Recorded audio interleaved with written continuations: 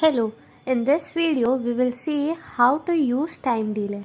So time delay is basically used for many reasons. One of them is when we want to make our conversation look like it is done by a human instead of a bot. So we generally add a time delay of 5 to 10 seconds. Another common example is for lead validation bot.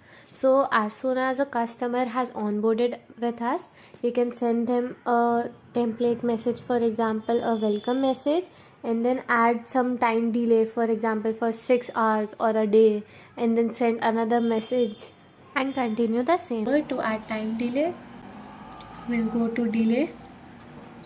Now there are two types of time delay we can use here: time delay relative and for fixed date time. So let's see relative first. Here I can select the unit, second, minute, hour, day or week. For example, I take hour here, and in time period I will take 6. So save this. Now here I can add a text message block here.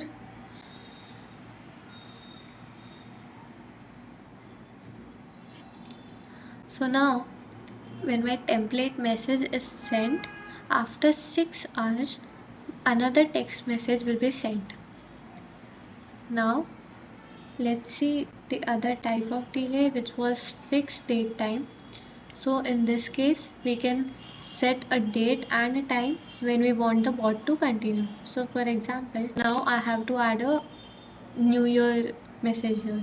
So I'll set my bot to 1st Jan, and time I can select from here. I'm setting 12 AM and save this.